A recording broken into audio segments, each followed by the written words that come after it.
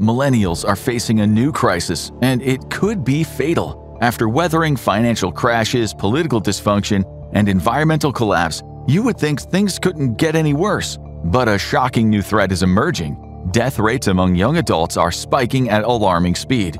Unlike previous generations, millennials in the US are heading to an early grave faster than anyone expected. On today's episode of the Infographics Show, we're breaking down why this generation is dying younger than any in recent history. After decades of progress in human health and lifespans, doctors and scientists started noticing something strange.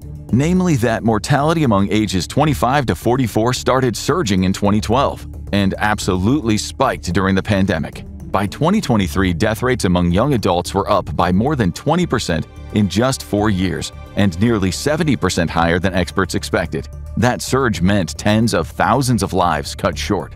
The increase in deaths is not solely or even majorly attributable to the pandemic. Every country experienced an increase in mortality at that time. In the US, that increase was even more drastic because of more relaxed regulations and lower rates of vaccine adoption. For every 2 pandemic-caused deaths in peer countries, the US experienced 3.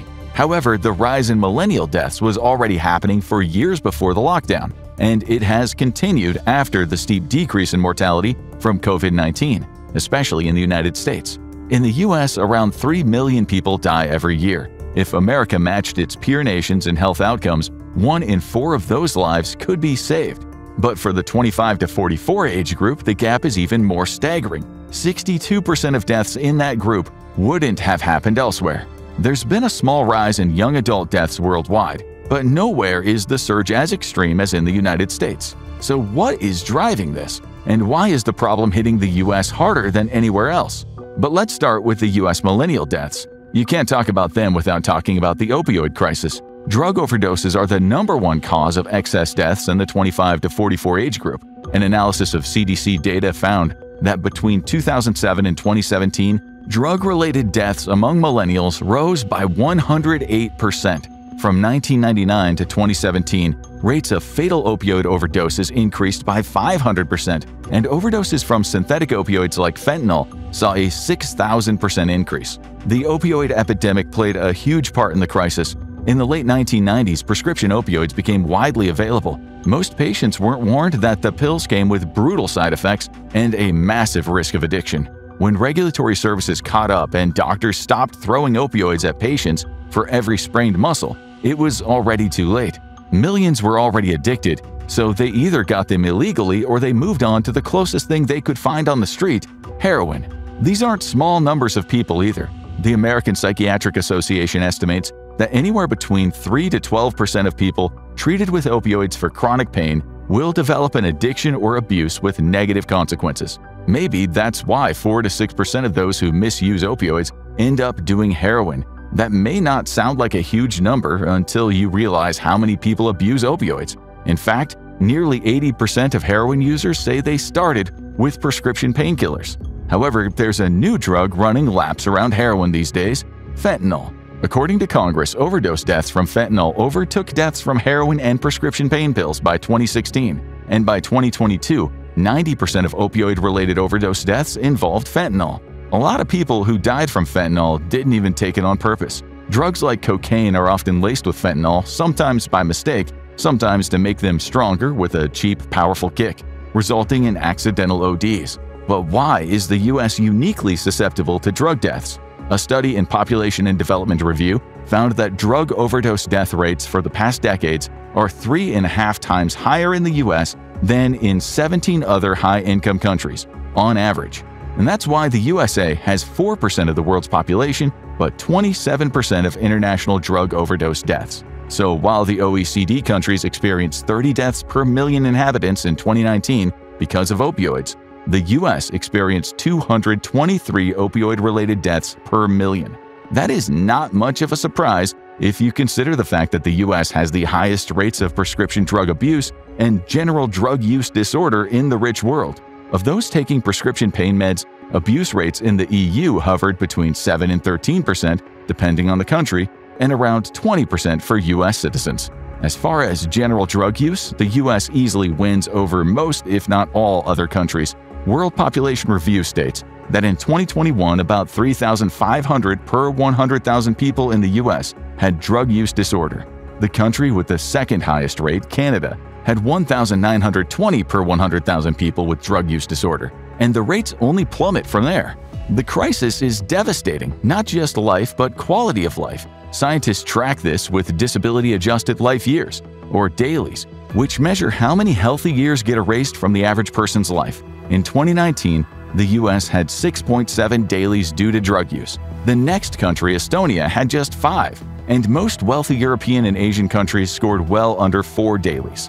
Now, it's clear why millennials in the US are dying at higher rates from drug overdoses, but it's less clear why they're using and abusing drugs at such higher rates. One study by UK epidemiologists found that the more unequal a society, the higher the level of drug use. That is bad news for the US, which ranks as one of the most unequal countries in the developed world, scoring higher than almost every OECD nation except Turkey and Mexico. But let's look at another big cause of millennial death to understand what's happening to young Americans, because deaths from drug overdoses are grouped under the headings deaths of despair, which also includes deaths from alcohol. From 2007 to 2017, alcohol-related deaths in the US increased by 69% among millennials. The causes of alcoholism and drug addiction are very similar. Economic instability, mental health struggles, and social isolation, a huge issue among younger generations, all drive people toward self-medication. And millennials are dealing with all of it. They entered the workforce at, as one medical website puts it, an interesting time, which is an interesting way to say that they were screwed before they even graduated. The Great Recession made the career ladder more of a Frogger-style race for most millennials. In an attempt to keep their jobs, they went above and beyond, destroying their work-life balance and giving themselves panic attacks. On top of this, the average millennial carries more than $87,000 in debt. With prices skyrocketing, it's no wonder the entire generation is absolutely freaking out. A full 20% of US adults have a mental health diagnosis, like anxiety or depression.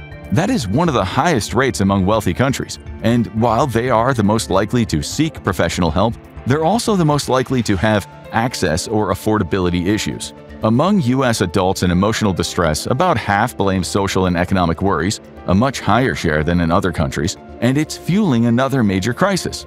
Between 2014 and 2017, depression and hyperactivity disorders like anxiety and ADHD jumped 30% among millennials. No wonder so many turn to alcohol or fentanyl to cope.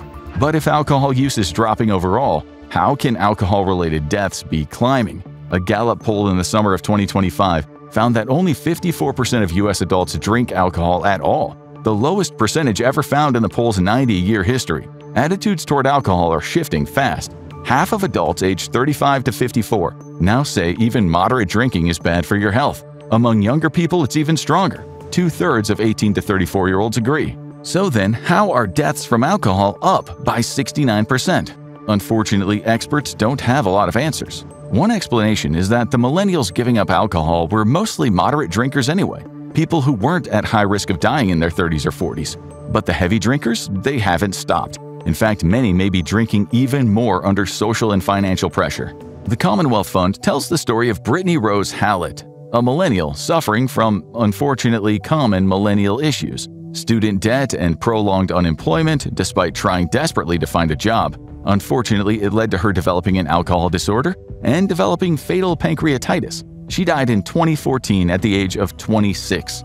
There are entire pages and groups on Facebook of families honoring millennial relatives who died of diseases like liver failure and pancreatitis, all before the age of 40.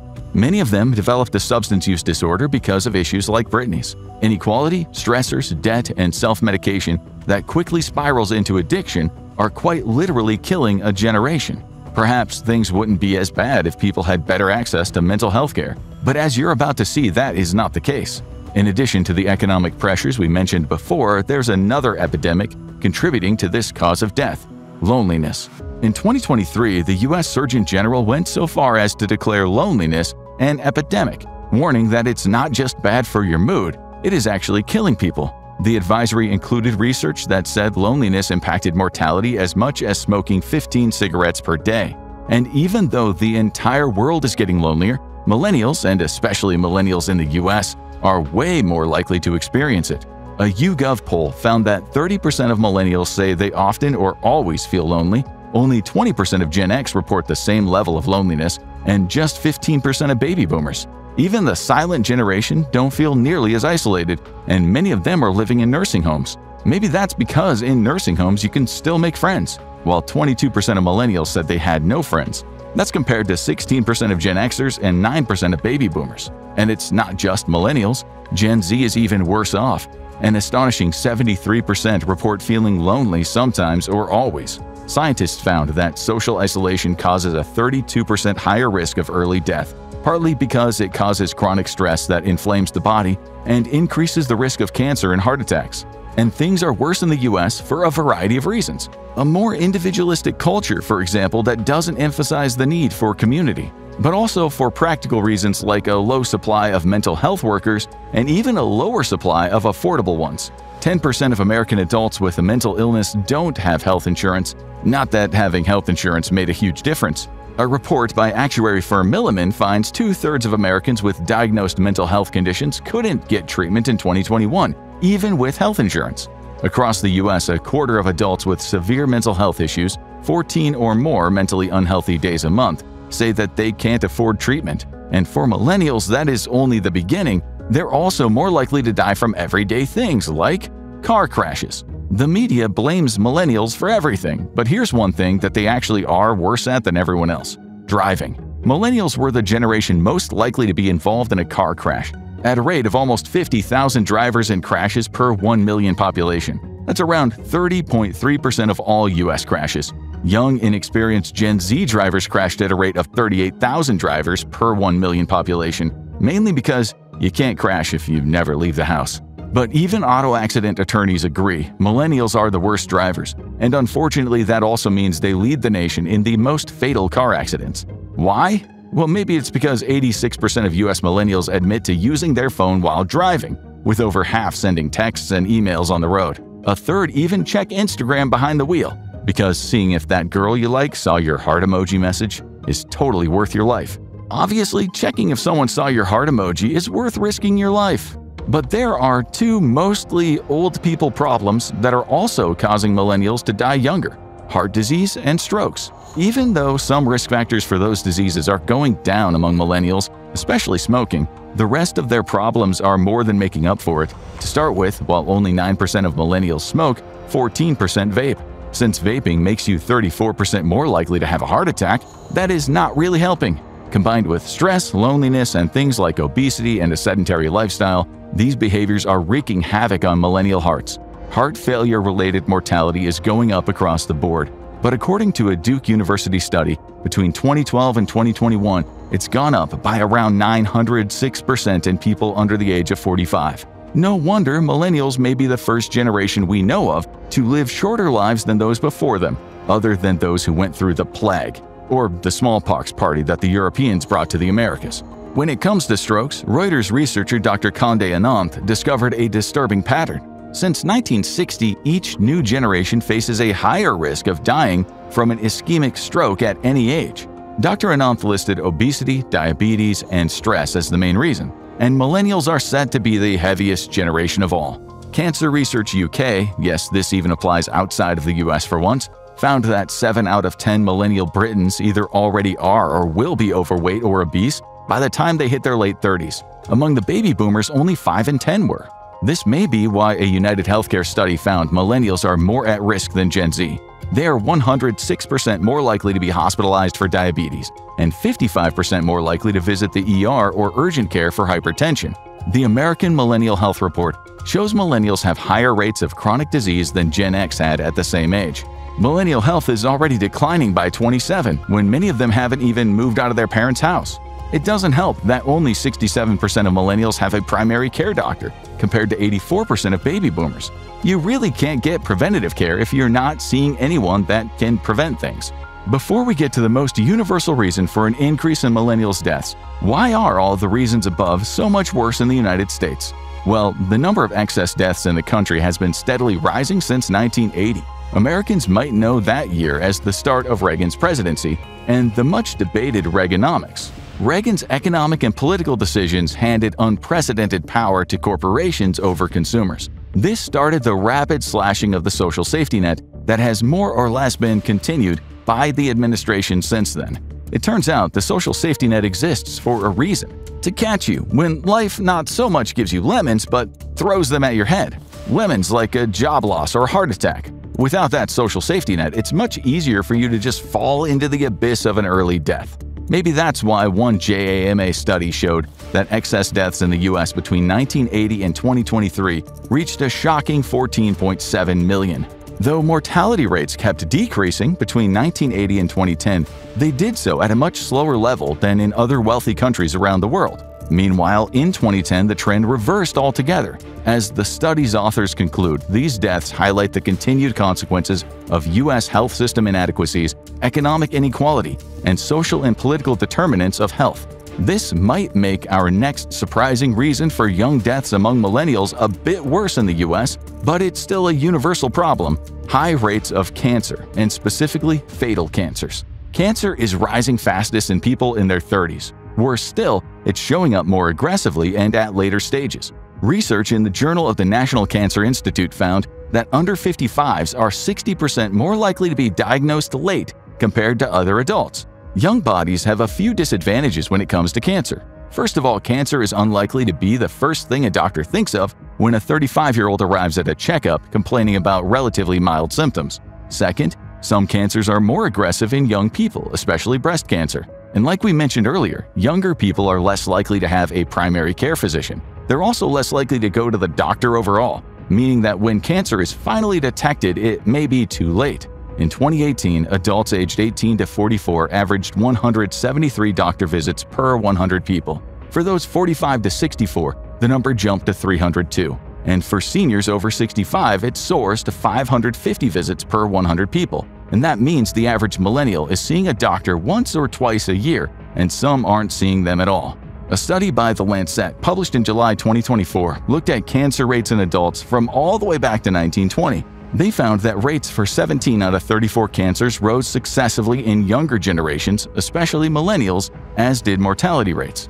The American Cancer Society also found that between 1995 and 2020, young adults were the only age group in which the rate of cancer incidence increased between 1995 and 2020 by 1 to 2% per year. And what are the primary cancers being diagnosed in young millennials? Breast, pancreatic, and gastrointestinal.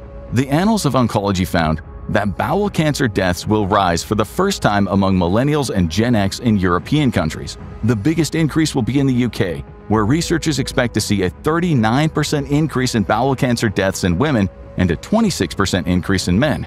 Why? Alcohol, which has been tied to early onset bowel cancer. That means that the UK, with its heavy drinking culture, faces more risk than countries like France and Italy, where people drink less and less often than before. Colorectal cancer is another big issue among millennials. In the 1990s, the American Cancer Society put it as the fourth leading cause of cancer deaths in men and women under 50 years old. In 2024, it was the leading cause of cancer deaths for men and the second leading cause for women. Millennials are twice as likely to develop colon cancers as baby boomers. And gastrointestinal cancers now have the fastest growing incident among early onset cancers, while breast cancer remains the most common overall. Doctors don't believe that there is just one reason for this rise, rather a combination. The increased rates of obesity and stress definitely don't help. Both cause inflammation, which damages DNA, changing the microenvironment of the cells, and that can lead to cancer. Loneliness also causes chronic stress, which leads to this inflammation. Dr. Andrea Sursek brings up another possible reason: harmful environmental exposures that increased from the 1950s onwards, damaging cell DNA. So far, data from patients with early-onset colorectal cancer shows something interesting. Their microbiome is different from older patients. For those who don't read gastrointestinal studies in their spare time, the microbiome is the collection of bacteria and microbes that live in your gut. Believe it or not, you want more of those hovering around in your gastrointestinal system, a nice variety to regulate your digestive system. Gastroenterologist Dr. Robin Mendelsohn found that younger people with colorectal cancer had less diversity in their microbiome than older patients. So how do you make your microbiome diverse? Well, it helps to have a plant-heavy, fiber-heavy diet that includes a huge range of foods, not just alternating burrito and burger deliveries to your house. Except not everyone can afford or even access diets like that, as it takes time to cook healthy, balanced meals at home, and many people live in food deserts. All of this paints a worrying picture for the future. One study by Blue Cross Blue Shield found that millennial mortality rates could climb by as much as 40% compared to Gen X. Many of the problems hitting millennials, loneliness, financial stress, sedentary lifestyles, are only getting worse for younger generations. What's the fix? Less screen time, more real friends, better diets, and actually getting outside. Or you could just doom scroll TikTok with a bag of Taco Bell and pretend the problem doesn't exist. Millennials may be facing challenges no generation has before, but how do they compare to the rest? Watch Every Generation Explained in 10 minutes to see the bigger picture, or click on this video instead.